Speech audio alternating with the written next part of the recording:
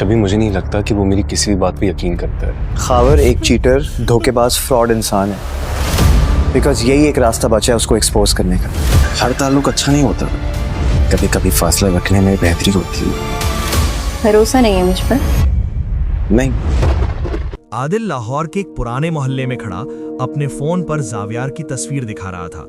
क्या आपने इस शख्स को देखा है? फैज अहमद। बुजुर्ग ने आंखें चढ़ाकर देखा, फिर सर हिलाया। नहीं बेटा, यहाँ कोई फैज नाम का नहीं रहता। ये घर तो सालों से खाली पड़ा है। आदिल का दिल डूब गया। उसने करीबी दुकानदार से पूछा, एक क्लर्क से बात की, सबका जवाब एक था, ये पता जाली था। वो फौरन जावियार को फोन लगाता है। उसकी आवाज में हल्की कपकपी थी। भाई, हमारा शक दुरुस्त था, ये आदमी झूठ बोल रहा है, इसका लाहौर से कोई ताल्लुक नहीं। दूसरी तरफ एनी का घर। फैज अपने लैपटॉप पर कुछ इतना गुम था कि उसे एनी के कमरे में आने की आहट भी ना सुनाई दी। उसकी स्क्रीन पर खुली हुई फाइल में मैरिज ऑफ कन्वीनियंस के उन्वान से एक आर्टिकल था और एक और टैब में पाकिस्तानी शहरियत के कवानीन। एनी ने दरवाजे पर आहिस्ता से दस्तक दी। फैज, तुम ठीक हो? फैज ने फौरन लैपटॉप बंद कर दिया। एक बनावटी मुस्कुराहट चिपका ली। बिल्कुल, बस दुबई के कुछ कारोबारी मामलात निपटा रहा था। एनी ने उसकी आंखों में मौजूद बेचैनी को महसूस किया, लेकिन कुछ न कहा।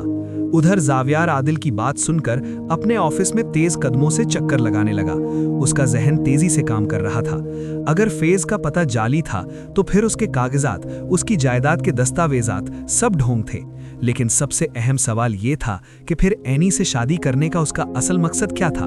सिर्फ शहरियत या कोई और ज्यादा खतरनाक मकसद?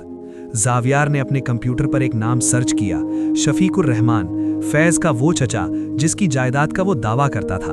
नताइज ने उसकी आंखें खोल दी। आपको लगता है कि कहानी का मोड़ आप जानते हैं? गलत, अभी तो असल खेल शुरू हुआ है।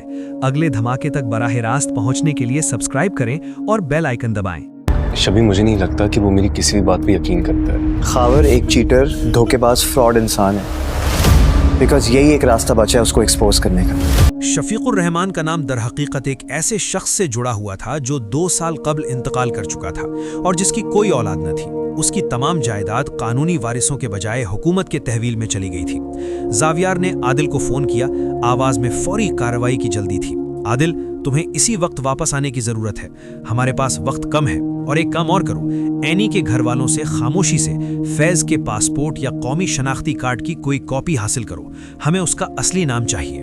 उसी शाम खाला किश्वर के घर में एक और कशीदगी पैदा हो गई। शाहीन, जावियार की सौतेली माँ, अचानक मिलने आ गईं। उनका लहजा शाइस्तगी के पर्दे में छिपे जहर से भरा हुआ था। किश्वर बेगम, मुबारक हो आपको, आपकी भांजी ने तो सोने की चिड़िया पकड़ ली है। फैज साहब तो बहुत दौलतमंद हैं, सुना है दुबई में उनका बहुत बड़ा कारोबार है। खाला किश्वर फखरिया मुस्कुराई, लेकिन शाहीन की अगली बात ने सबकी मुस्कुराहटों को जमादी बना दिया। तुम्हें क्या लगता है कि मैं तुम्हें चंद पल की खुशियां दूंगा और वापस छीन लूंगा?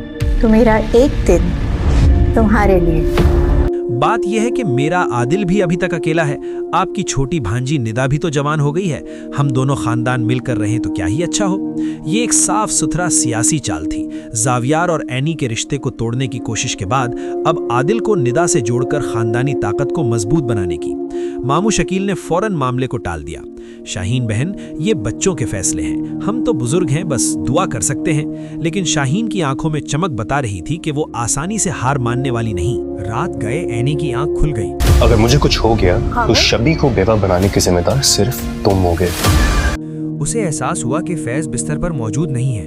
वो नीचे जाने लगी तो सुनाई दिया कि कोई आहिस्ता से फोन पर बात कर रहा है। चुपके से सीढ़ियों पर उतरकर उसने फैज को लाइब्रेरी में पाया। दरवाजा थोड़ा सा खुला हुआ था। जी हाँ, सब कुछ ठीक चल रहा है। शादी के बाद सब दस्तावेजात मेरे नाम हो जाएंगी, फिर मैं काम निपटा लूंगा। हाँ, वो औरत कोई मसला नहीं है, बस एक टूल है। एनी का दिल एक लम्हे के लिए रुक सा गया। टूल? क्या वो सिर्फ एक आला थी? उसने पीछे हटना चाहा, लेकिन उसका पांव एक खिसकती हुई किताब पर पड़ गया। आवाज सुनकर फैज ने फोन बंद कर दिया और दरवाजे की तरफ आया। एनी, तुम यहाँ क्या कर रही हो? उसकी आवाज में एक अजीब सी तेजी थी। एनी ने अपने आप को संभाला। मुझे प्यास लगी थी, पानी पीने आई थी। तुम्हें नींद नहीं आई? फैज ने उसके चेहरे को गहराई से देखा, फिर मुस्कुरा दिया। नहीं, बस दुबई से फोन आया था, कारोबारी मामलात। चलो, तुम्हें नींद आ रही होगी। अगली सुबह जावियार के पास आदिल का पैगाम आया। भाई, हमें मिलना होगा, मैंने कुछ पाया है। वो मिले। आदिल के हाथ में एक प्रिंट था, एक पुराना अखबार का क्लिपिंग। तस्वीर में एक जवान लड़का था जिसके नीचे कैप्शन था, शादी के धोखे में मुलव्विस शख्स गिरफ्तार, मुतअद्दिद खवातीन से फ्रॉड का इंकिशाफ। और उस लड़के के चेहरे में अगरचे 10 साल पुराना फर्क था, फैज़ की वाज़ेह झलक थी। उसका असली नाम फारूक था। जावियार ने कागज़ को मुट्ठी में भींच लिया। अब हमारे पास सबूत है, लेकिन हमें एहतियात से चलना होगा। हमें एनी को बताना होगा, लेकिन इससे पहले कि वो कुछ गलत कदम उठाए। लेकिन क्या वो बहुत देर नहीं कर चुके थे? क्योंकि उसी वक्त एनी ने फैज़ से अपने दिल का एक राज शेयर कर दिया था। फैज़, मेरे पास अपने वालिद की छोड़ी हुई एक ज़मीन है, बहुत कीमती है, मैंने कभी किसी को नहीं बताया। और फैज़ की आंखों में अचानक एक नया खतरनाक इरादा जाग उठा था। अगर आप चाहते हैं कि एनी इस धोखे से बच सके तो कमेंट में एनी लिखें। और याद रखें, हर नई वीडियो फौरी पहुंचे, बस सब्सक्राइब और बेल आइकन ज़रूर दबाएं।